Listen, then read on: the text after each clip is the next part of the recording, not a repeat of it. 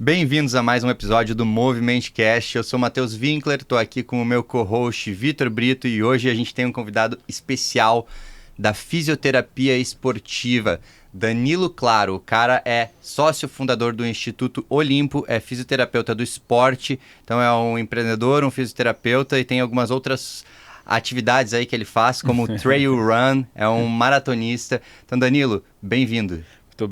Muito obrigado, gente, pelo convite. Prazer estar aqui nesse podcast que fala muito sobre meu estilo de vida, né, que é movimento e junto com trabalho mental também, que é uma das coisas que a gente vai bater muito aqui, que eu vou falar muito com vocês. E é um grande prazer, espero que a conversa seja muito boa. Vamos falar de fisioterapia, de esporte, de resenha, o que vocês quiserem aí, hoje vai ser animal aqui. Bom demais, um prazer ter você aqui. E a gente estava devendo uma especialidade que era a fisioterapia. A gente trouxe todas as outras valências, né, relacionadas à medicina esportiva. E nada mais justo do que um convidado especial, né, Matheus? Eu acho que o fisioterapeuta, na verdade, é uma das figuras mais especiais dentro do tratamento, principalmente quando a gente fala de lesão, de reabilitação, de até uma prevenção, porque o fisioterapeuta acaba que é o profissional que tem contato com aquele atleta, com aquele paciente mais vezes. E a gente vê uma ruptura muito grande de pensamento, porque antigamente tinha a questão da fisioterapia, se falava em não se movimentar. Machucou alguma coisa, machucou o joelho, teve alguma lesão, não pode botar carga, não pode pisar o pé no chão. E cada vez mais isso tem mudado. E tem uma grande mudança de paradigma aí quando a gente fala da fisioterapia tradicional para a fisioterapia atual. E, Danilo, tu sendo o cara da fisioterapia esportiva, o que tu tem para falar para a gente sobre essa mudança? Essa mudança é fundamental primeiro, né? Porque a fisioterapia tradicional, ela focava muito na lesão, né? No processo inflamatório. E isso acabava limitando um pouco a progressão do tratamento, né? Então, o profissional de fisioterapia mais tradicional, né, mais antigo, até por falta de evidência mesmo científica, ele levava muito ali ao pé da letra a dor, tratava a queixa e tratava aquela lesão, seja com recursos, seja tirando o paciente da atividade diária dele para o tempo ali também acontecer a cicatrização, uma desinflamação. Mas com o tempo a gente foi vendo que isso não era funcional, né? E pensando que o nosso corpo foi feito para movimentar, né? Seja ele dentro de um esporte ou de qualquer atividade diária que a gente tenha, isso era muito ruim. Então o paciente, a pessoa ficar muito tempo parada, só focada na inflamação, só focada no processo inflamatório, no recurso. A gente brinca, né? Tipo, paciente de maca, paciente passivo. Isso atrasava muito a evolução e ao retorno de uma função que aquele paciente gostaria de realizar. E dentro do esporte isso faz muito sentido, né? Porque quando a gente pensa no paciente esportista, ele precisa voltar à atividade física dele, seja por lazer ou seja por até profissão, né? Então os estudos foram evoluindo e a gente foi vendo que o movimento ele tinha que fazer parte do tratamento desde o início e não ser limitado e não ter um período só de movimento, mas o movimento ele tinha que ser inserido desde o começo.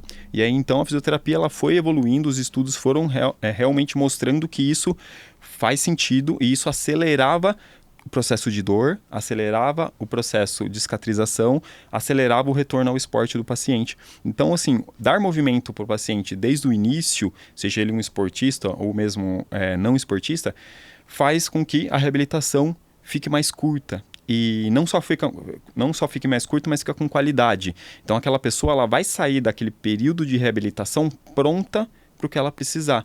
E não... a gente até brinca, né, antes a gente fazia, a gente não, né? Mas a fisioterapia tradicional, ela fazia esse processo de reabilitação e ela entregava para a função diária ou para um treinador, mas não entregava pronto. Então, ou seja, um treinador que pegava um atleta, ele pegava ele, beleza, sem inflamação, sem dor, mas totalmente descondicionado, totalmente travado, sem mobilidade, sem flexibilidade, sem função, né? Os músculos totalmente sem função. E aí o processo ficava mais lento ainda. Então hoje a gente precisa pensar nisso também, né? Se a gente pensar no atleta, Por que não retorno ao esporte já ser pensado desde o primeiro dia de reabilitação? Então, a gente não pode pensar no retorno ao esporte de um paciente na fase final só nessa transição fisioterapeuta-treinador, por exemplo. A gente tem que pensar desde o começo.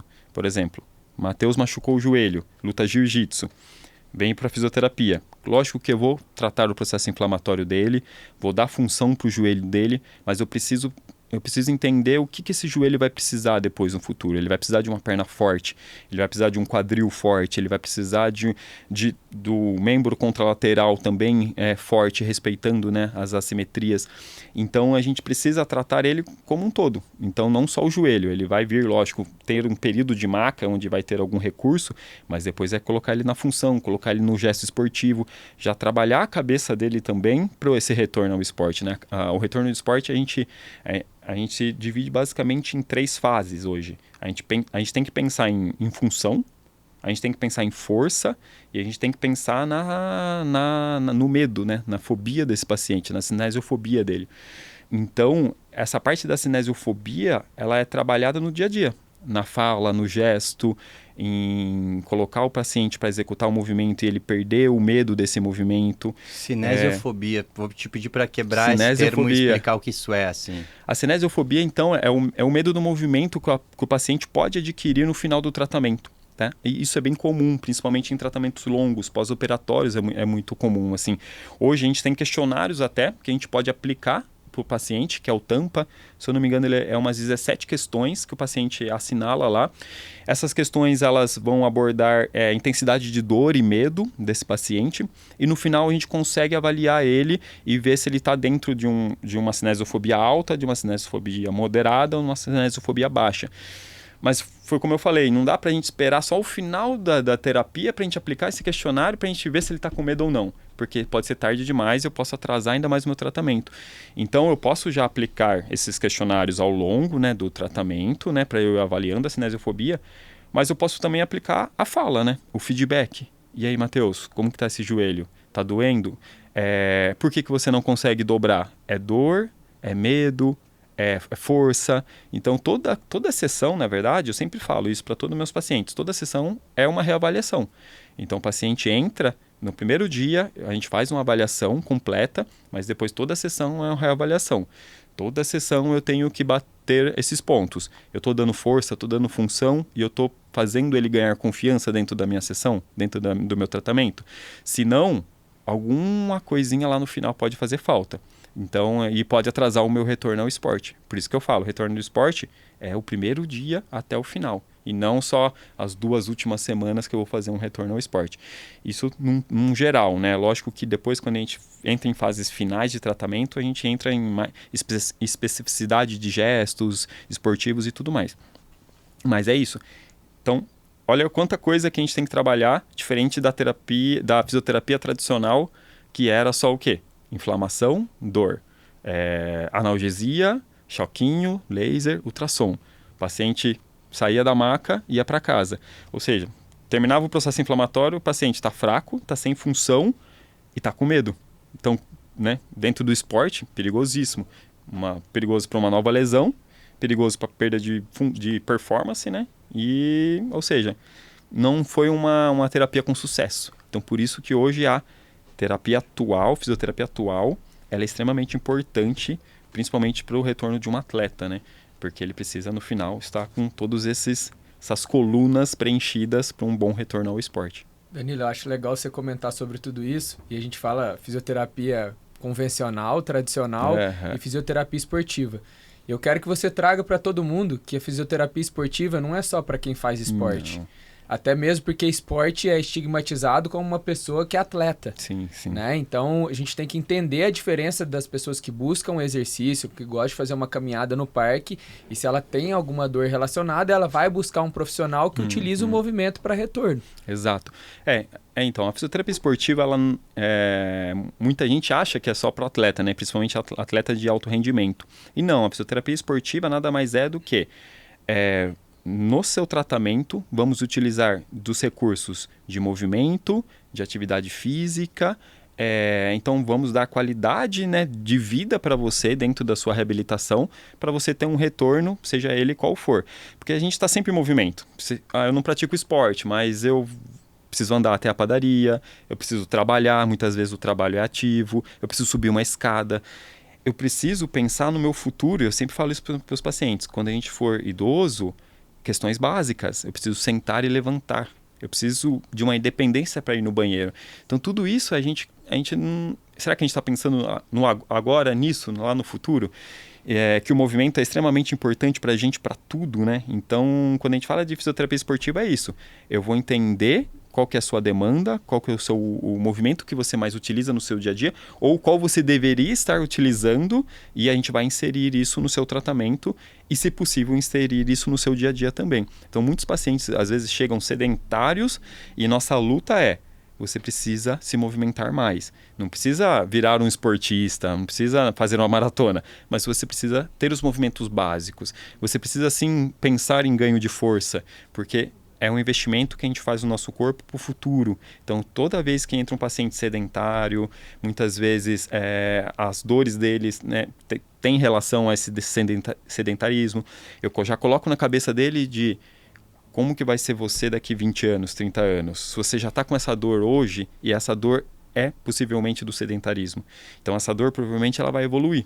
Então, hoje a gente pode só tratar a sua dor e você ficar voltando aqui sempre comigo e beleza, eu vou estar bem porque eu vou estar, vamos pensar em dinheiro, vou estar ganhando dinheiro, mas eu não quero isso. Eu quero você voltando aqui porque confia em mim, porque quer buscar prevenção, que quer buscar outras coisas e não por causa dessa mesma queixa que a gente já sabe qual que é o tratamento. É movimento, é carga, é evolução e aí realmente a gente vai construindo esse pensamento de as pessoas pararem de achar que fisioterapia esportiva ou só a prática esportiva é só para esportistas. E não, isso aí faz um bem danado para o nosso corpo e para a nossa cabeça, claro, também. Danilo, a cinesiofobia que tu falou, eu achei interessante que não só o paciente tem cinesiofobia. Não. Profissionais da saúde têm cinesiofobia por estarem presos nesse antigo paradigma. E o que tu falou de que o sedentarismo é a causa de muitas dores, é comum pessoas buscarem um médico porque está com uma dor nas costas, porque está com uma dor no joelho, e daí por medo do movimento, o médico fala, você não pode se exercitar. É porque você não pode correr. Isso cria naquela pessoa uma cicatriz emocional, né? Ela fica assim, eu não posso correr por causa do meu joelho.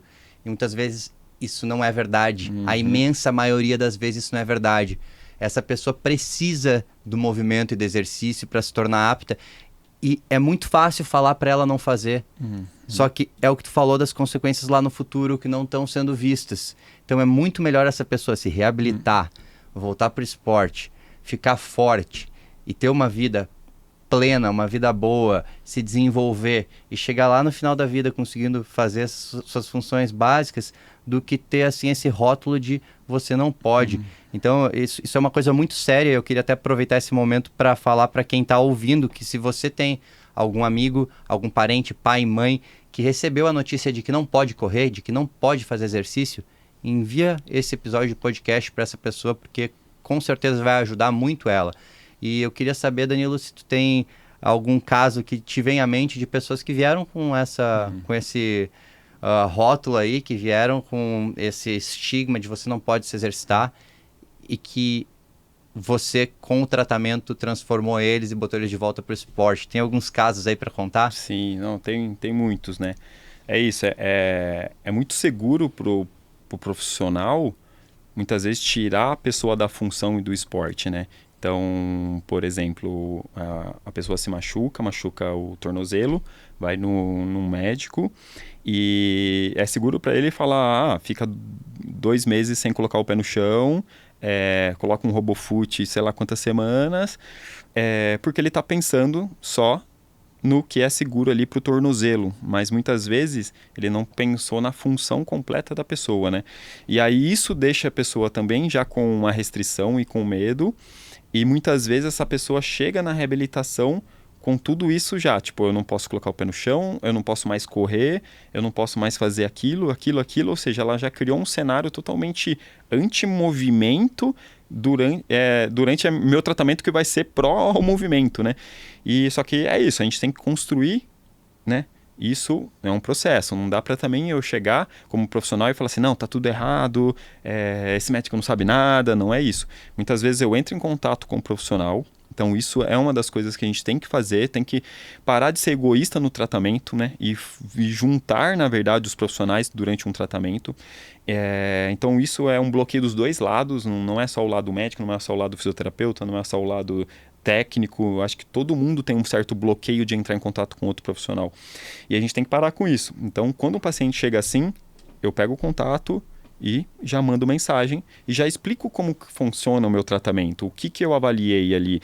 E minha sugestão de, tipo, não dá pra gente reduzir talvez um pouco essa descarga de peso zero para, né, 2 semanas, eu estou vendo aqui que está bem, eu estou vendo que está evoluindo bem, e muitas vezes eu ganho, né, nessa conversa. Por quê? Porque o outro profissional se sente seguro. Então ele por receio até da reabilitação, que ele não sabe onde o profissional vai fazer, e por receio do paciente estragar o que ele fez, seja uma cirurgia ou seja as recomendações dele, ele bloqueia o paciente. Então a gente precisa desbloquear, mas não só o paciente, a gente tem que desbloquear os profissionais, talvez, que orientaram esse bloqueio, e depois a gente vai conseguindo ganhar a confiança do paciente. E isso faz muita diferença. Então, assim, respondendo até a sua pergunta, Matheus, é super comum chegar pacientes falando, eu tenho condromalácia, eu não posso correr. Eu tenho hérnia, não posso mais agachar. Eu tenho... Putz, é o que a gente mais recebe, assim. Ela pode ter... recebida essa informação de profissional ou não. Às vezes ela só viu nas redes sociais ou a tia dela falou que não pode.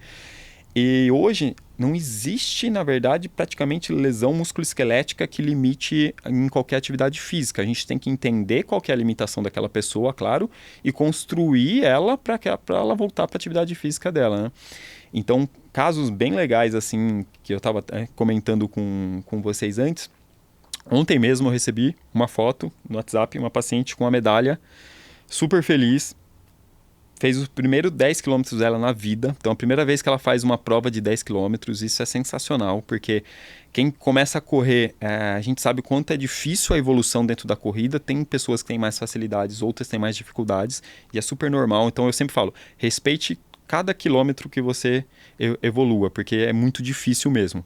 E ela estava super feliz. E por que ela estava feliz? Porque ela vem de 2 cirurgias de hérnia, onde vários profissionais da saúde bons, familiares, falaram que ela não podia mais fazer atividade física, que é para ela parar com isso, que é por isso que ela se machuca, que é por isso que ela sente dor. E, na verdade, não. A atividade física sempre acompanhou ela a vida inteira. Ela teve dores muito fortes e a hérnia por N motivos, mas não foi pelo excesso da atividade física, foi por outros erros, erros até de treinamento que ela teve também, então a gente tem que também se atentar a isso, mas também teve erros posturais, tem fatores genéticos envolvidos, então tem muitas outras coisas, então não é só chegar e falar, para de agachar, não é isso, e ela gosta de agachar, ela gosta de atividade física. E aí a gente fez todo um processo do pós-operatório dela, focado nela voltar à função de atividade física que ela gosta. Principalmente moto, ela anda de moto e é moto rally, assim, motocross. Então, assim, para hérnia, né? Então, quando você fala isso talvez para um mais tradicional, vai falar, meu Deus me livre, né? Não dá para colocar ela de volta para esse esporte. Quando ela chegou pra gente, eu falei, uau, que legal, vamos fazer você voltar para esse esporte. E a gente fez todo um trabalho e ela conseguiu voltar. Sem dor, tá super bem, faz as travessias delas aí de moto com o marido dela, muito legal. Só que esse ano ela veio, Danilo, quero voltar a correr. Quero começar a correr, na verdade, né? Ela corria pouquinho, 3K, 2K ali, mas eu quero fazer uma prova. E eu falei, então, bora, se inscreve e a gente vai preparar você para correr, então. A gente precisa preparar o seu corpo agora para receber o impacto. A sua coluna, a gente estava preparando para ganho de força e o impacto de moto. Agora a corrida vai ter um outro tipo de impacto. Então vamos preparar o seu corpo para isso, para você não ter uma queixa de dor. Então fizemos esse trabalho no período de reabilitação, ela sofreu muito com algumas alterações neurais, assim, que ela teve decorrentes à cirurgia. E a gente foi melhorando isso com a reabilitação, com coisas, até um tratamento mais neurológico que a gente fez nela. E essa semana ela estava com muito medo, cinesiofobia. Ela estava com muito medo, mesmo a gente preparando ela para a corrida. Ela chegou e ela falou assim, putz, eu quero muito correr, mas eu não sei se eu posso, eu não sei se eu devo, sabe? Porque acho que veio lembrança da dor, lembrança da cirurgia, acho que foi uma descarga emocional uma semana antes da corrida que chegou de vez ali. E aí eu falei, então, vem cá, vamos pra esteira. Então você vai correr hoje a gente vai correr hoje na sessão de fisioterapia. E aí coloquei ela pra correr. A gente correu, andava, corria, andava e conversava. E batia papo, falava sobre outras coisas. No final, e aí, doeu? Ela, não. Falei, poxa, então você tá com medo do quê, né? Você tá preparada. A gente correu aqui, você tá preparada. Ela, mas e se doer durante a corrida? Eu falei, se doer, a gente vai andar, vai respeitar a dor, claro, vai entender se a dor é passageira ou não. Se ela passar, você tenta de novo e aí vai tentando aos poucos. Não precisa forçar a correr em cima da dor, mas se doer, anda, não tem problema. Eu falei assim, uma prova de 10K, primeiro, o legal é concluir.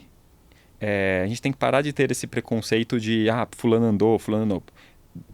Percorrer 10 quilômetros é muita coisa. Percorrer correndo, lógico que é uma vitória. Mas percorrer correndo e andando também é uma vitória. E aí eu já preparei ela para isso. Mas eu falei para ela, mas não vai doer. Fica tranquila. E aí até brinquei. Se doer, se estragar alguma coisa, a gente arruma aqui depois. Para descontrair um pouco, para ela ficar o quê? Mais aliviada e tipo, é verdade, né? Tipo, depois, semana que vem eu vou voltar aqui, tá tudo certo. E aí ela correu, mandou mensagem, não aconteceu nada, não doeu.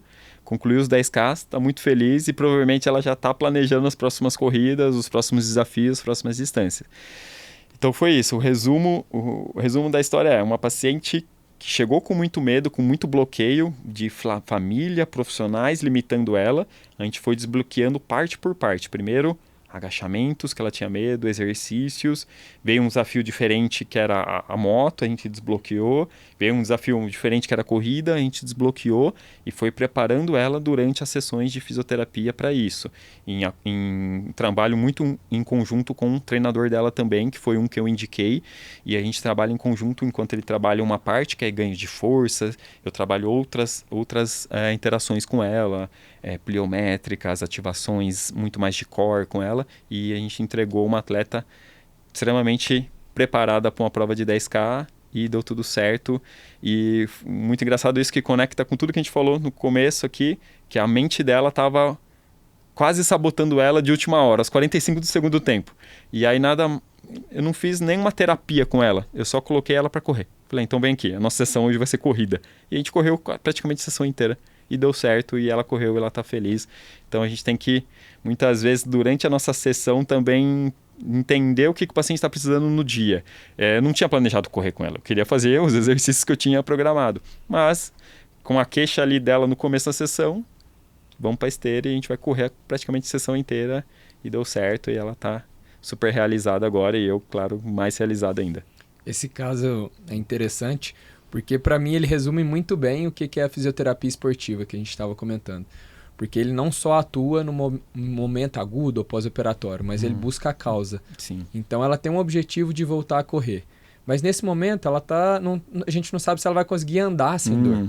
Então você atuou diretamente na parte aguda, tentando melhorar a parte inflamatória de dor, que limita ela completamente para as coisas funcionais da vida dela. Porém, você tinha um objetivo em cima disso. Então, o que causou todo esse problema? Quais foram os erros? Então, trabalhar de maneira preventiva, que seria o primordial, sim, seria o ideal. Porém, já que ela já tem esse problema, vamos atrás dos déficits que ela tem, desequilíbrios, assimetrias, enfim, como um todo, para fazer com que ela tenha substrato e consiga atingir o objetivo final. É assim que eu acredito o que a fisioterapia esportiva consegue trazer. E não olhar só para aquele momento e para aquela lesão. Ela busca todas as outras coisas relacionadas e tenta atuar diretamente. Exatamente. Você usou a palavra agora, né, prevenção, e é muito legal isso, porque hoje o que é prevenção? O que a gente entende como prevenção? Né? Prevenção, primeiro que eu sempre falo, é um leque, a gente tem um leque de possibilidades para prevenir o paciente a um risco de lesão, né? E então, assim, eu sempre falo, não existe um exercício mágico para prevenção de lesão. Muitas vezes um paciente chega e pergunta, me passa uns exercícios para prevenir lesão. Não, calma. O que a gente quer prevenir? Aonde a gente quer chegar é a pergunta, né? O que eu preciso construir com esse paciente para chegar naquele objetivo? Eu sempre comparo muito com a construção de um prédio. Se a gente for fazer um prédio de 3 andares, é um tipo de estrutura que eu vou pensar. Agora, um prédio de 100 andares é um outro tipo de estrutura que a gente vai pensar, um outro tipo... Vai envolver o quê? Muito mais cuidado, muito mais profissionais, né? Tipo, para construir aquele prédio gigantesco. E o paciente é a mesma coisa. Então, quando a gente fala em prevenção, primeiro é isso. Qual que é o seu objetivo? A gente vai prevenir para quê? A gente vai prevenir para uma maratona. Opa, então um objetivo gigantesco. Então vamos questionar esse paciente tudo o que ele precisa para ele chegar nesse objetivo. Como que está a sua, desde como que está seu sono, como que está sua alimentação, como que está... Não que o fisioterapeuta vai atuar em cima dessas queixas, mas, igual o Matheus falou, o fisioterapeuta talvez é o profissional que mais está com o paciente no dia a dia, tá toda semana com ele. Então, cabe a mim orientar. Putz, está com dificuldade de sono? Então, vamos procurar um médico especialista em sono. Está com dificuldade alimentar?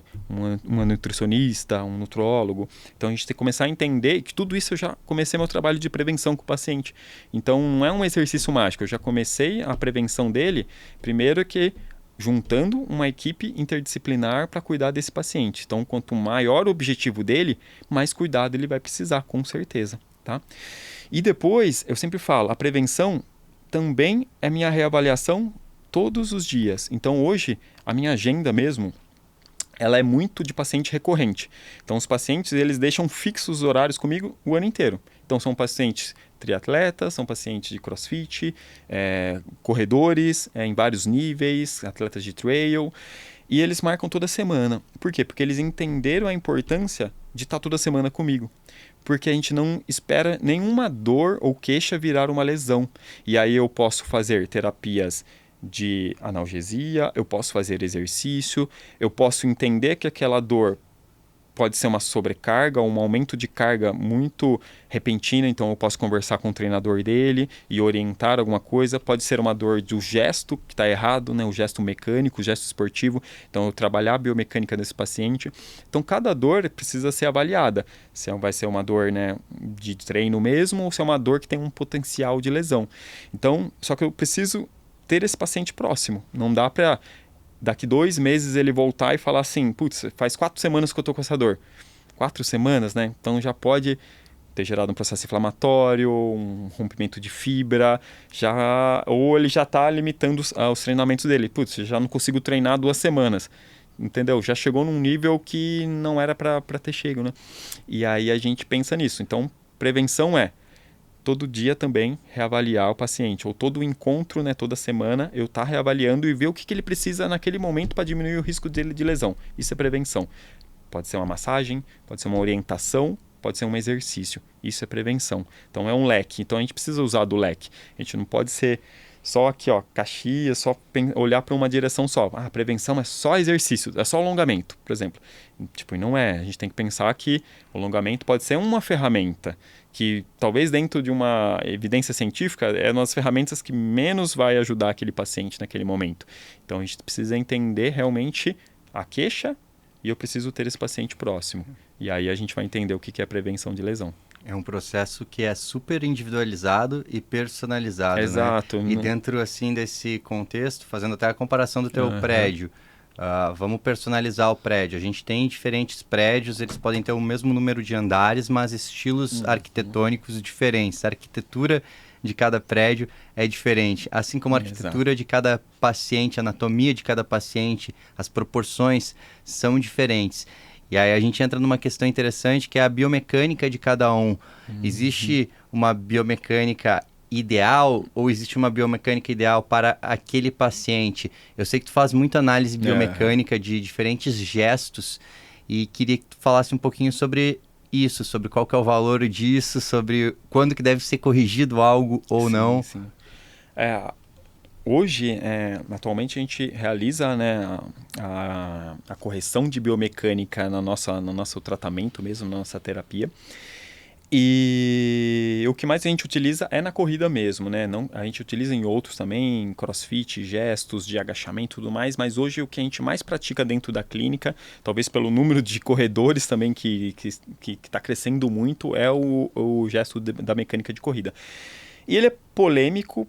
Por que ele é polêmico? Primeiro que tudo que é novo, né, a gente precisa de um certo tempo para a gente ter mais evidências e tudo mais. Mas a análise de biomecânica de corrida já faz algum tempo que vem se estudando e já tem bons estudos que realmente comprovam que ela ajuda muito, principalmente na performance, tá?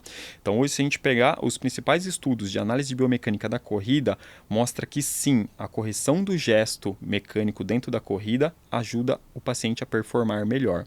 Consequentemente, a gente consegue reduzir também risco de lesão, porque o gesto está com maior qualidade. E hoje, o que eu falo sempre para o paciente quando ele chega, não existe a mecânica perfeita. E não se compare com ninguém. Então você tem a sua peculiaridade anatômica e seu gesto. Claro que a gente tem alguns erros dentro muitas vezes da nossa análise de biomecânica, que vão levar esse paciente a um gasto de energia desnecessário, né, a um impacto maior durante a corrida, o que vai prejudicar muito o desempenho e performance dele e possivelmente criar talvez até alguma dor e alguma lesão em cima disso. Então, todo paciente que chega, a gente vai fazer uma análise personalizada dele. Então, eu também preciso entender qual que é o objetivo dele, qual que é o estilo de corrida dele, né, se é longa distância e tudo mais. O nível também que ele está dentro já da corrida, né? Se ele é um nível mais iniciante ou um cara mais pró. Por quê? O cara mais pró, ele já traz muitos vícios, né? Ele traz já um gesto que ele já construiu há anos. Não é que eu não vou mexer, mas eu tenho que ter um pouquinho mais de cautela. Eu não posso chegar e falar, tá tudo errado, vou mudar tudo, porque o cara performa.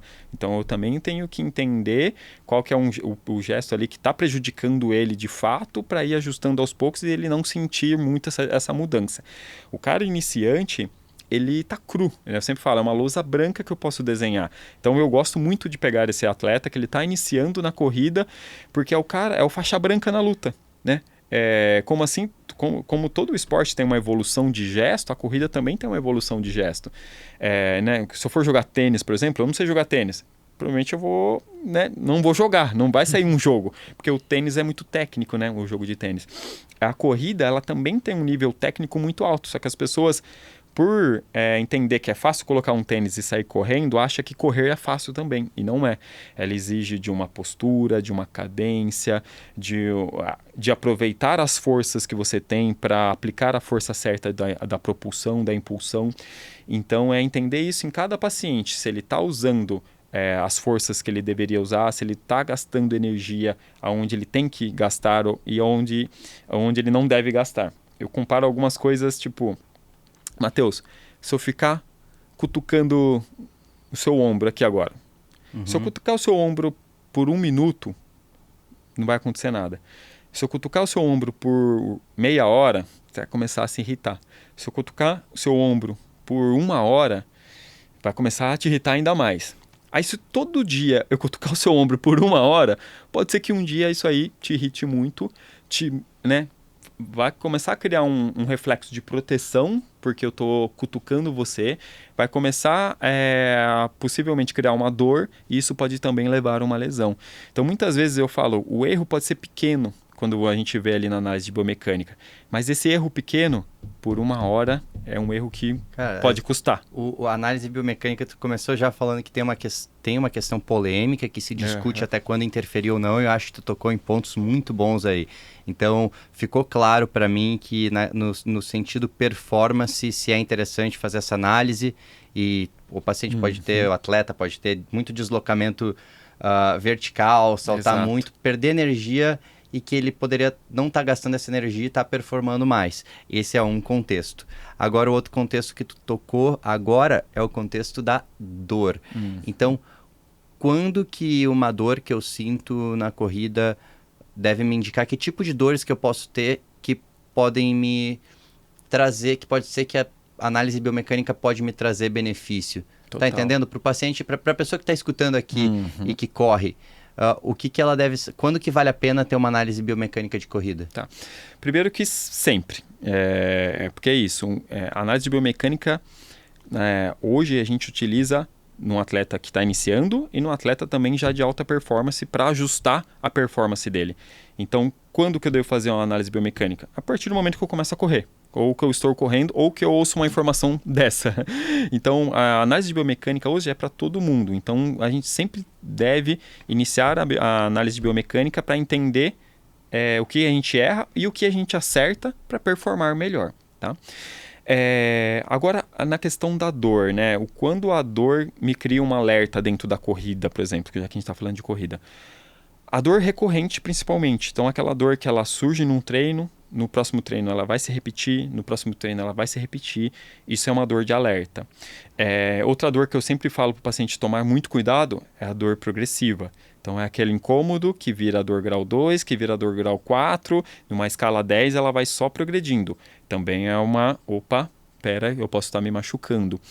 Quando que são dores normais de treino, né? Aquela dor basicamente mais bilateral, pós-treino, que em 1-2 dias ela já vai embora e ela não se repete tanto. Então, ou seja, foi um treino que eu peguei mais subida, por exemplo, e doeu minha panturrilha. Foi um treino que eu corri uma distância um pouco maior e aí eu senti um pouquinho mais uma sobrecarga ali no joelho. Mas eu sempre falo, toda dor é um alerta. Então não é que a gente vai ignorar essa dor. É um alerta. Então, se eu peguei mais subida e minha panturrilha começou a doer, será que a mecânica que eu fiz nessa subida tá correta? Ou será que a minha panturrilha está preparada para pegar subida? Então, toda dor, a dor nunca deve ser ignorada. Toda dor é um alerta. Porém, a gente tem as dores que realmente a gente tem que procurar um profissional da saúde na hora, e tem aquela dor que a gente pode ir entendendo o nosso corpo e trabalhando esses erros e esses alertas. Então, doeu um pouquinho o meu posterior de coxa quando eu corro mais rápido. Então, quer dizer que o posterior de coxa não está pronto ainda para correr tão mais rápido. Então, eu vou falar isso para o meu treinador. E aí o treinador vai pegar o quê? Vai passar exercícios mais específicos para o posterior. E aí, pensando na biomecânica, é isso. A dor ela pode vir de uma falha estrutural, ou seja, de falhas de força mesmo, resistência muscular, ou ela pode vir de uma falha mecânica de gesto. Então, minha passada está muito pesada, minha corrida está muito vertical. Então, esse impacto que eu estou gerando na corrida está me causando dor. Então, ajustar isso, muitas vezes já reduz a dor. Mas não é só isso. Então, a gente tem que pensar na parte estrutural também. O quanto que o meu corpo está preparado para receber aquele impacto. É lógico, eu ajusto primeiro a mecânica para reduzir esse impacto e tornar minha corrida mais eficiente. E, em paralelo, eu preciso pensar em reforçar a minha questão estrutural de força e para performar melhor também dentro da corrida. Dentro dessa questão estrutural, até trazendo para a corrida, que é o que a gente está comentando, tem algumas alterações anatômicas que hoje em dia se comenta. Uma forma de tentar melhorar e prevenir é o calçado. Então, o tipo de calçado, o calçado de um pé que é pronado, supinado, enfim, são diversas questões. Porém, eu queria te perguntar, é mais interessante você utilizar da fisioterapia esportiva e trabalhar as deficiências, trabalhar o movimento e biomecânica associado, ou simplesmente falar, meu pé é pronado e eu preciso de um tênis para pé pronado? Se a gente falar da fisioterapia tradicional, até tratamentos tradicionais, era muito utilizado isso, né? Palmilha, tênis pronado, até na própria loja o vendedor te indicava, né? Tênis pronado, supinado, teste da pisada. E hoje é mais eficiente o atleta, o corredor, trabalhar as deficiências estruturais dele. Então, pensar em se está com uma dor no tornozelo, no pé, trabalhar as estruturas do pé, entender o que está acontecendo, reforçar esse tornozelo, melhorar a qualidade do movimento dele através da biomecânica e depois pensar num calçado que traga conforto para ele ou que traga um pouco mais de resposta, né? E não ao contrário, né? Então, a gente não pode pensar primeiro no dispositivo nunca. Isso seja um calçado, uma tornozeleira, joelheira, que muitas vezes as pessoas gostam de usar também. Não, o dispositivo é um auxiliar que, se um dia necessário, eu posso utilizar desse recurso. Mas primeiro, a prioridade é a questão estrutural. O nosso corpo estar preparado para aquela demanda que eu vou colocar ele. tá? Então, sempre.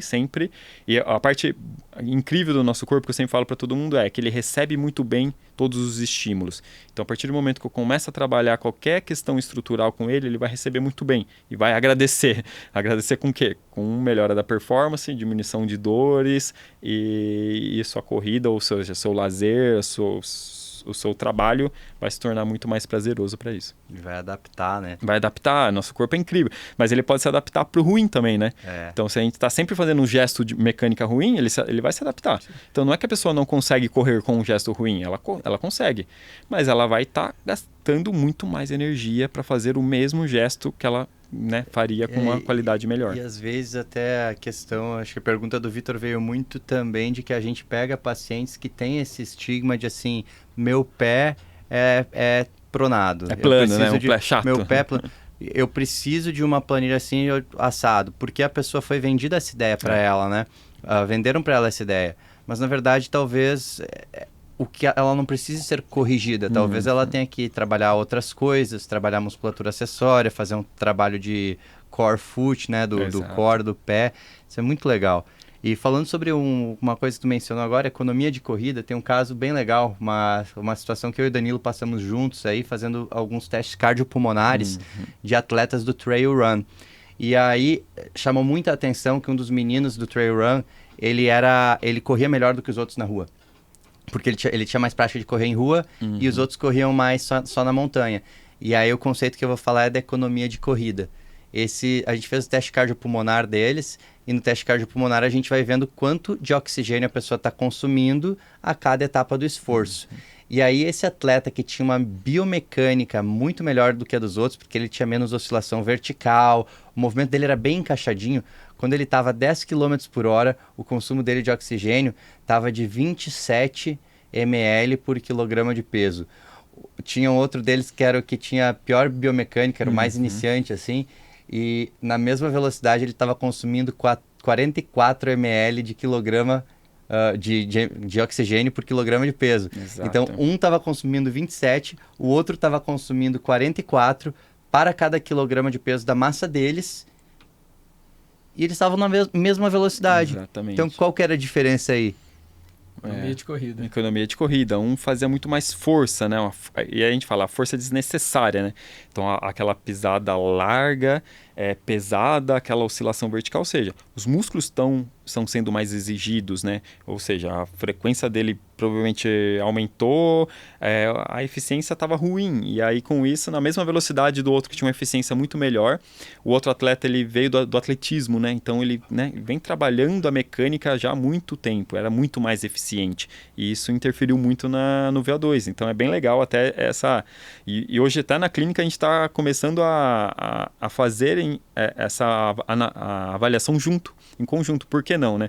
Fazer a avaliação do VO2 junto com já a avaliação de biomecânica, que, né, tem tudo a ver, né? E, então a gente está começando a criar esses protocolos hoje na Olimpo para entender realmente isso, né? E qual que é a relação de uma boa eficiência com um bom aproveitamento do oxigênio. E tá realmente batendo com tudo que a gente vê na literatura mesmo, e isso é bem legal. Então a eficiência na corrida é fundamental hoje principalmente para performar. Trazendo conhecimento para o nosso público, né? Vocês comentaram sobre o termo de oscilação vertical.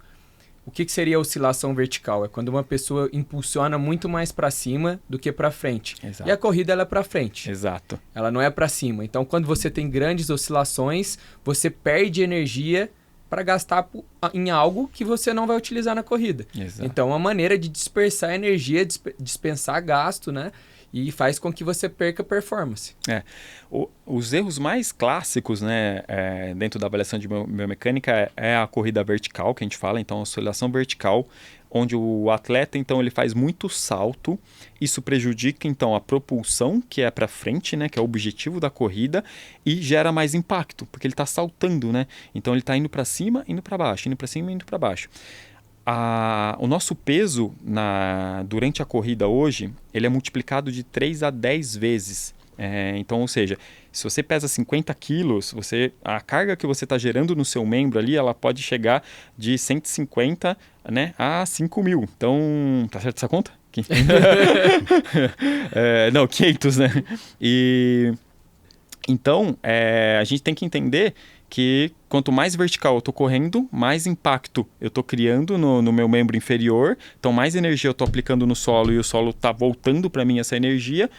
Então, estou recebendo impacto, pode gerar dor, pode performar melhor, né? Vai diminuir minha economia de energia. Outro erro muito comum é a oscilação lateral também, tá? Então, o atleta ele começa a não ter força nos músculos que criam propulsão para frente, principalmente cadeias posteriores ali, glúteo máximo, posterior, panturrilha, e começa a buscar energia nas musculaturas laterais ou giros para tentar se fazer essa propulsão. Mas isso é um erro bem clássico também. Então, ou cria aquela oscilação lateral exagerada ou a rotação também exagerada, onde ele acaba buscando energia dos membros superiores, tá? Então, na corrida a gente tem essa energia cruzada. O meu braço direito, ele está tentando auxiliar, lógico, no equilíbrio, mas está tentando auxiliar também na força do membro esquerdo. Então, muitas vezes o atleta ele começa a fazer muita força exagerada no membro superior para compensar uma fraqueza de inferior. Ou seja, ele vai conseguir performar bem assim? Não, porque ele está fazendo força no lugar que não é para gerar tanta força, é só para buscar equilíbrio, né, coordenação. E muitas vezes pode gerar dor no ombro, né? Então a gente já pegou muitos atletas que têm dor nas costas, no ombro, por uma oscilação exagerada de rotação ali, por falha de membro inferior. Então essas são as clássicas: vertical, erros verticais, erros laterais e rotações exageradas durante a corrida. Mais um erro. Perdão, desculpa, imagina. Eu ia falar da cadência. Pô, o cara tá lendo a minha mente. Eu ia perguntar da cadência. Exato. Sobre a cadência, qual que é a cadência ideal e como que isso influencia esse uso energético? A cadência ideal também esse número não existe, né? Esse número mágico assim não existe, né? Mas o que a gente hoje tem na literatura é que cadências de 170 a 180 são cadências com boa eficiência da corrida. Então, quando os estudos pegaram os corredores que frequentavam essa cadência de 170, 180 ali, frequências por batidas por minuto, a eficiência era melhor. Quando a cadência ficava muito abaixo do 170, então na casa do 160, 165, por exemplo, diminuía a eficiência desse corredor, aumentava as oscilações, né, verticais que a gente citou e aumentava o impacto desse corredor. Então, por isso que hoje a gente também mexe na cadência do atleta se necessário. Por que a gente fala que não é um número mágico? Porque muitas vezes com 173 o Matheus vai desenvolver uma boa mecânica, uma boa passada, uma boa eficiência. E com 180 para ele não vai se encaixar muito bem, pelo tamanho corporal dele, tamanho da perna, tamanho do pé, então tem ou velocidade que ele corre, então tem vários fatores que eu não posso congelar um número para todo mundo. Tem que ser específico para você, a cadência para você. Mas eu preciso ficar dentro dessa casa que é uma casa eficiente, que é de 170 a 180 mais ou menos de cadência, tá? Cadência para o pessoal entender. Então, quantas vezes o pé vai bater no chão por minuto, né? Então, quando eu falo 180, é 180 vezes por minuto que o pé vai bater ali para melhorar a eficiência na corrida desse corredor. Isso diminui o impacto. Aquela questão que eu falei do peso, né? Que pode multiplicar de 3 a 10 vezes, vai diminuir esses impactos do peso corporal e transforma a minha cadência mais eficiente. Uma coisa que a gente gosta muito de fazer e que traz muito resultado é aproximar a pesada do centro de massa do corredor também. Então, por exemplo, meu centro de massa é minha cabeça, meu tronco e meu quadril. Então, no meio do minha cabeça, tronco e quadril está o maior peso corporal. Então, se o meu pé está indo lá na frente na hora da pisada, independente se é calcanhar, médio pé e antepé, se ele está indo lá na frente, eu estou à frente do meu centro de massa. Então, o que está acontecendo? Meu centro de massa precisa se deslocar para frente, só que eu jogo meu pé lá para frente. O que isso faz? Um freio. Então, eu freio minha corrida, vou absorver o impacto para depois criar a propulsão. Então, eu crio uma fase que ela não tem eficiência nenhuma dentro da corrida, que é essa fase de freio. Se eu aproximar a minha pisada no chão mais embaixo do meu centro de massa, a hora que eu tocar o solo, eu já vou criando energia para propulsão. Então eu tirei e eu vou empurrar o chão para trás. Empurrando o chão para trás, eu desloco o meu centro de massa para frente. Então vocês viram que eu quase que eliminei uma fase que é desnecessária, ou seja, aquela fase não é eficiente e é muito comum isso. Isso a gente chama de passada larga, que é a passada lá na frente, o corredor vai buscar a passada lá na frente. Isso tem muita relação com cadência baixa. Então a cadência baixa ele vai fazer isso, porque ele vai ficar muito tempo no chão, isso vai desacelerar a cadência dele, ele fica numa frequência baixa de pisada e isso vai causando o quê? Um freio na corrida dele, totalmente, eu até brinco, anti-corrida. Ele está se freando para depois correr. Então isso vai gastar muita energia dele, né? Então, se ele usar toda a energia da fase aérea para bater no chão e empurrar o chão para trás, vai ser muito mais eficiente a corrida dele. E lesão? O cara pode se lesionar mais por ter esse padrão de corrida? Canelite tem muita relação com isso. A gente pega muito paciente com canelite e quando a gente vai fazer análise de biomecânica, a gente percebe esse padrão de movimento. Cadências baixas, pisada lá na frente. Então isso vai fazer com que o pé dele fique muito tempo em contato com o solo, recebendo muita carga que ele aplicou, o peso corporal dele, e muitas vezes a estrutura, né, não sustenta, né? Então a estrutura da perna dele não está sustentando isso. E aí ele vai fazer isso por 1 hora, 2 horas, 3 horas, e aí vai gerar uma dor, vai gerar um processo inflamatório. Então a canelite tem muito disso. Não só canelite, a gente pega dores principalmente no joelho, porque também ele ficar muito tempo no chão vai fazer o corpo dele afundar, que a gente fala, ou seja, absorver essa carga por muito mais tempo e depois ele vai saltar, né? Então ele vai aumentar a oscilação vertical dele, ele está com a passada larga, ele está com a cadência baixa, ou seja, ele está só aumentando o impacto. Então, dores no joelho, patelofemoral, né, por esse excesso de agachamento que ele cria durante a corrida, vai fazer também ele muitas vezes ter uma dor ou até mesmo uma inflamação crônica ali pelo gesto errado mecânico que ele produziu. Eu acho interessante todo esse conceito. E cadência, quando eu entendi, foi uma pessoa que me explicou, dando o exemplo de uma pessoa que tem uma lesão e ela começa a mancar. Uhum. Então, o momento de mancar é o momento que você deixa mais tempo aquela perna em apoio e gerando maior sobrecarga aquele membro. Então, quando eu estou machucado é para eu mancar? Quanto menos você mancar, menos você vai gerar sobrecarga e é menor a dor. E aí eu comecei a levar para o alto rendimento, né? Trazer para a questão da canelite, por exemplo, um atleta que está sentindo dor, ele tende na pisada que ele sente a dor do impacto, ele dá uma segurada na cadência. E isso só gera questões piores, só progride a lesão, né? Exato. Então foi assim que eu encontrei uma maneira de entender o quanto essa sobrecarga em cima do membro por mais tempo em contato com o solo, com uma menor cadência, gera problemas, né? Eu abri aqui uma caixinha de pergunta, Danilo, antes do episódio, perguntando sobre perguntas sobre fisioterapia esportiva. E aí surgiu uma pergunta aqui que é: tênis de placa é bom? Então eu vou fazer uma brincadeirinha aqui de responder esse story te gravando e tu dá a resposta curta aqui e depois tu segue ao vivo e depois dá a resposta longa pra gente. Então, gravando agora. Vamos lá. Então, a tênis de placa, né? A gente sempre recebe essa pergunta. Primeiro que ele exige de uma estrutura e de um tempo de corrida maior, né, do atleta para ele conseguir utilizar e bem utilizar esse tênis, né? Por quê? A ideia do tênis de placa é criar mais propulsão. Então, se o atleta ele corre numa velocidade mais baixa, né, num pace mais alto, ele não aplica energia suficiente no chão para utilizar dos benefícios da placa. Então, eu sempre recomendo placas, né? A gente sempre vai falar de placa de carbono para aquele cara que já está correndo há mais tempo, um cara mais experiente, né? O atleta que está buscando mais performance mesmo. E mesmo assim, ela tem que ser utilizada com cuidado. A gente tem que entender se o gesto mecânico não vai mudar muito, não vai criar alguma alteração ali que crie dor ou até mesmo uma não performance para ele. Então, a placa a gente tem que tomar muito cuidado. Começou a corrida, não pensa nisso agora. Pensa nisso só lá na frente, porque Deus, sensacional, não, por Reels, sabe, né? Faz ao vivo.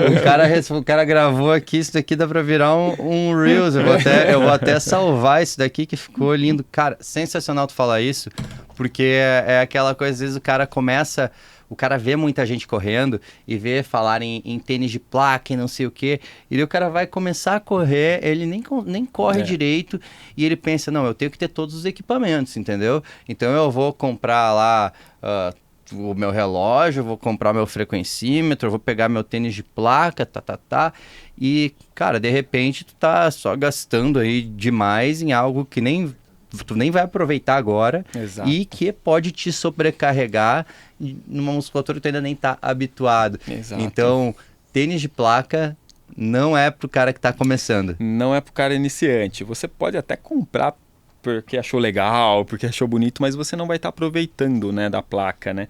A placa, ela é para corredores mais rápidos, né? Ela foi projetada pensando nos profissionais ou em atletas mesmo amadores que performam bem, né?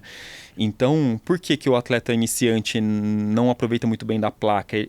Porque muitas vezes a corrida dele, por uma velocidade estar mais baixa, ele está usando mais o pé inteiro ali no chão, ele não está criando tanta aquela propulsão para frente, usando mais ali médio pé e antepé, que a placa foi feita para isso. O atleta que bate forte no chão e já sai rápido do chão.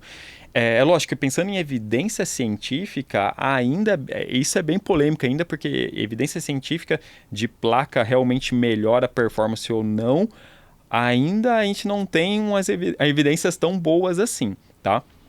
Que realmente a gente pode bater o martelo que placa faz diferença. Mas a gente está vendo muitos resultados, quebras de recordes, atletas utilizando, eu mesmo utilizo, e a sensação é que realmente ela te ajuda, tá? Quando eu falo falando em tênis para o iniciante, para continuar só um pouquinho essa parte, o iniciante tem que buscar conforto. Cara, busca conforto. Veste o tênis e fala, putz, que gostoso esse tênis. Esse é seu tênis. Esquece placa, esquece a marca, esquece o amigo que indicou. Tem que ser o tênis gostoso de usar, e aí você vai ter um bom desempenho dentro da corrida. Eu já ouvi muito corredor e muito triatleta zoarem o cara que está começando a correr e corre de tênis de placa. O pessoal zoa mesmo.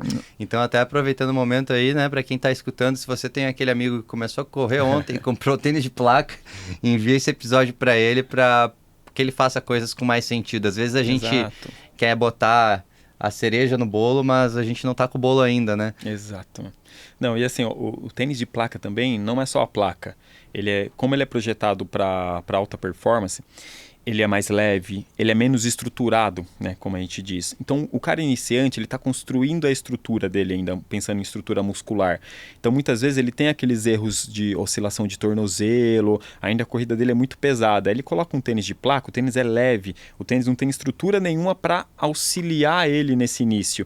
Então, ou seja, isso pode atrapalhar ele, pode causar até realmente uma lesão.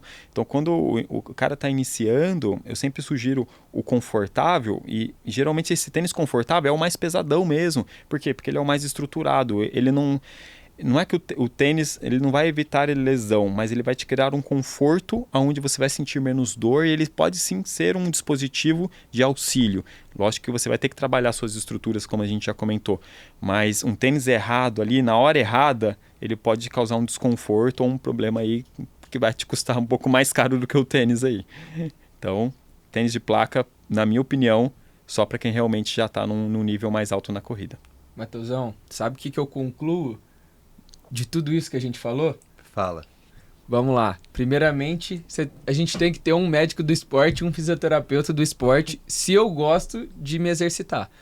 Porque não adianta só o momento que eu tiver a lesão buscar esse profissional.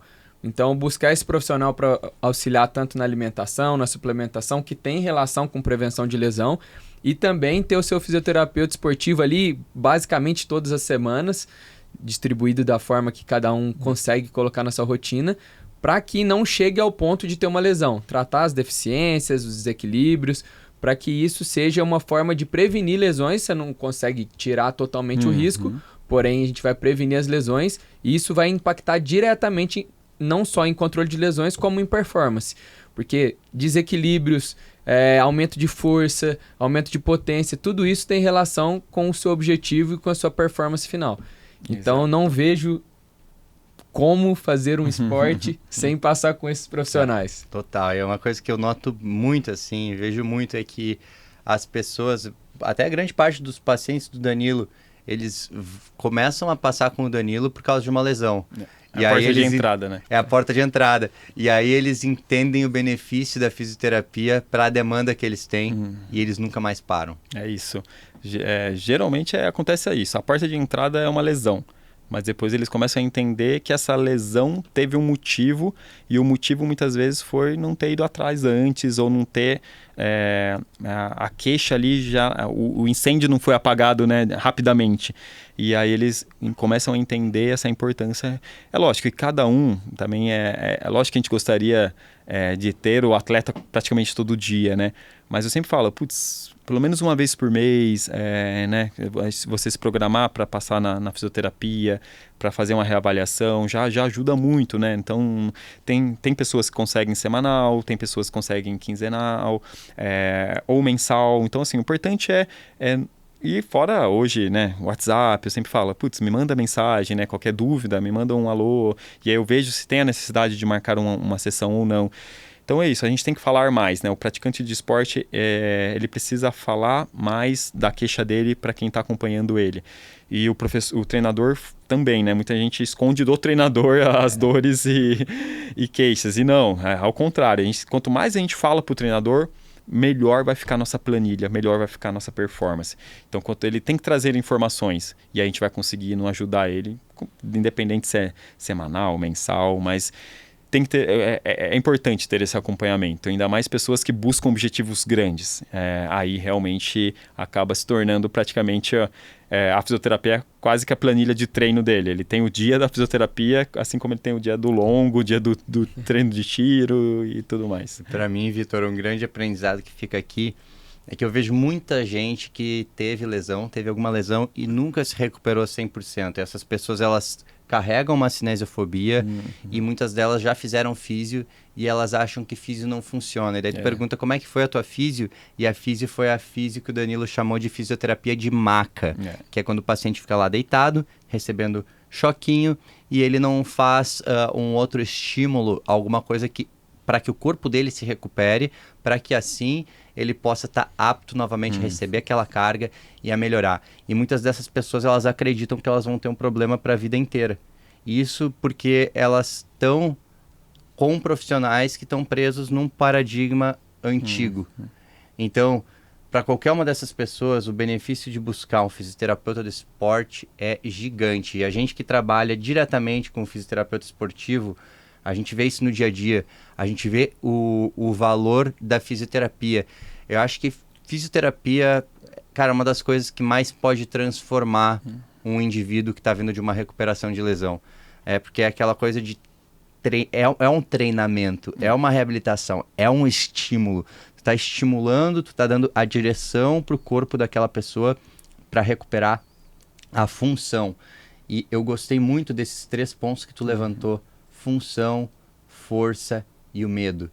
A pessoa tem que perder o medo de se movimentar, ela tem que estar confiante, então tem que recuperar a força e assim ela vai ter uma ótima função. E no fim é isso que a gente quer e acho que é isso que todo mundo merece. As pessoas aí que se machucam no esporte, não é porque você se machucou que você está fora do jogo. Não. Você só precisa achar as pessoas certas para te colocar de volta ao jogo. Exatamente. Quando uma pessoa se machuca feio e chega chateado assim na sessão, né?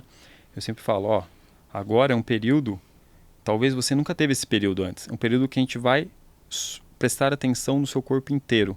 Você vai entender o seu corpo, vai entender sua lesão, vai trabalhar muitas vezes coisas que você nunca trabalhou.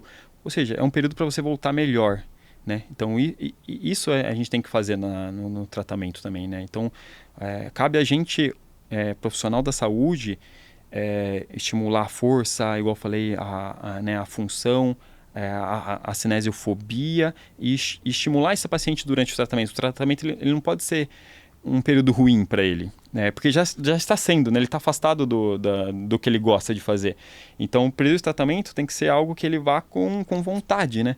Ele vá até com prazer. Putz, hoje tem fisioterapia. Eu sei que é difícil pensar nisso, mas é uma bandeira que a gente investe muito, né? Até o ambiente assim, da Olimpa, a gente tirou o jaleco, tirou essas coisas que remetem à doença, né, à lesão, e tenta deixar um ambiente, mas o profissional tem que fazer a parte dele, né? Tem que colocar na cabeça do paciente que a reabilitação é um momento que a gente vai prestar atenção nele 100%, e ele vai voltar melhor do que ele estava antes. Então, o profissional, o fisioterapeuta, tem que pensar muito 50% talvez ali na parte funcional e tudo mais, e os outros 50% é a cabeça, é a parte da mente do paciente que você tem que entender que cada um vai ter o seu nível ali, né, de estresse, de tristeza dentro do esporte, de frustrações, e a gente tem que entender isso e também levar em conta no nosso tratamento, porque senão não vai dar certo. Movimentando corpos e movimentando mentes. Então, eu gostei disso.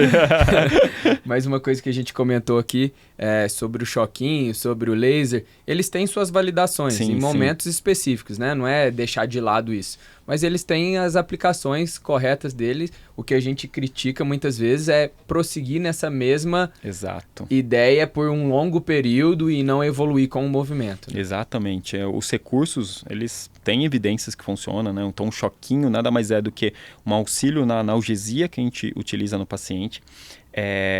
Os outros recursos anti-inflamatórios também que a gente usa, né? O laser, o ultrassom. Então tudo isso faz parte do nosso tratamento, mas não pode ser a única coisa, porque senão a gente vira um auxiliar de instrumento, né? A gente não é um fisioterapeuta. Então hoje é isso, o paciente, toda vez que eu vou utilizar desses recursos, primeiro, explicar para o paciente o que é aquele recurso. Muitas vezes também cai no automático do paciente chegar, estou com dor no joelho, então eu coloco o choquinho lá, ligo, o paciente nem sabe o que fez, vai sair falando, fiz choquinho hoje. Então ele nem sabe o que é o choquinho, né? O que é o TENS, a terapia. Então toda vez que eu vou utilizar de um recurso, eu explico para ele para que serve, o que está acontecendo no corpo dele e o que ele precisa fazer para me ajudar também e o que a gente vai fazer além daquilo. Então tudo isso é um processo também o paciente tem que aprender durante a sessão de fisioterapia. Então, a utilização dos recursos não é para a gente banalizar elas, é para a gente utilizar assim como ferramenta, explicar para o paciente o que está acontecendo, o que a gente está usando ali, para ele também dar valor para o recurso, mas também dar valor para todo o resto. Então, isso também é uma falha, muitas vezes, de o profissional tá lá fazendo ultrassom, às vezes nem ele sabe direito porque ele está fazendo ultrassom, e o paciente também muito menos, ou seja, acaba ficando um negócio muito passivo e não tem objetivo nenhum. Então tudo a gente tem que fazer com objetivo dentro da fisioterapia. Sensacional, meu, muito bom, muito bom. Danilão, foi uma aula e te ouvir falar aí é sempre bom. Tu é um cara que tem muito conhecimento, um cara que traz isso para a mesa, tem muita prática também, eu sei da competência do teu trabalho, da preocupação que tu tem com os teus pacientes. Sei que tu também já passou por muita coisa na tua pele também, né? Então, essa questão, isso te conecta muito com a dor da pessoa que tem que voltar e que tem uma frustração. Então, a tua experiência te faz ser um cara muito completo e oferecer esse tratamento tão diferenciado que tu faz. Queria aproveitar esse momento final para pedir para que tu fale para o pessoal aonde que eles podem te encontrar, tuas redes sociais, tua forma de trabalho e alguma mensagem final que tu queira deixar aqui. Boa. Bom, então eu trabalho na Olimpo, né? Eu atendo na Olimpo de segunda a sexta. A gente tem 2 unidades, né? Tanto em Moema quanto no Itaim. Eu estou nas 2 unidades, eu intercalo os dias.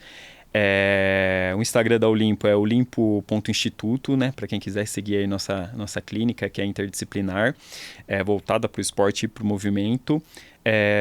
O meu Instagram é Danilo R. Claro. Lá eu gosto mais de postar as minhas aventuras do trail, das trilhas que eu gosto de fazer, mas não também deixando algumas vezes de dar informações também que precisam. Bom, e o recadinho que eu quero dar para vocês é que eu falei em alguns momentos hoje, mas o nosso corpo ele é feito para se movimentar. Então a gente precisa dar movimento para ele. Se o nosso corpo fica sem movimento, nada funciona. Nossa cabeça não funciona, nosso corpo vai parando aos poucos de funcionar, vai acabando a gasolina, vai acabando a energia. Então se a gente quer pensar em investimento para o nosso futuro, fora da questão de dinheiro, a gente precisa pensar no investimento de saúde, investimento em movimento, investimento em qualidade para o nosso corpo, para a gente viver feliz e fazendo as coisas que a gente gosta pro resto da vida. Então, movimento é tudo para mim. Boa. Ele leu o script, né? Tava passando ali no fundo. Essa é a promessa do Movimentcast. Tu vê como o alinhamento é legal. Pode desligar aí, pode desligar. Não, muito obrigado, viu? Foi um prazer ter você aqui, uma aula pra gente, mais uma vez aqui. Acho que a gente aprende muito mais do que o público, né, em si, porque legal. A gente tá aqui interagindo. É uma oportunidade muito legal para a gente poder levar pessoas que a gente confia no trabalho, que a gente acompanha, enfim, eu acho que e galera, ó, você aí que tá ouvindo de casa, que já segue o podcast e não deixou a avaliação 5 estrelas, deixa essa avaliação, porque essa é a forma que você nos ajuda a continuar trazendo pessoas sensacionais aqui para compartilhar o seu conhecimento. Compartilha nas redes sociais com alguém que possa se beneficiar disso. Tenho certeza que você conhece pelo menos uma pessoa que recebeu esse diagnóstico aí de você não pode mais se exercitar. Exato. Então vamos quebrar esse paradigma e vamos se movimentar. É isso aí, gente. Valeu. Valeu. Tchau, tchau. Obrigado.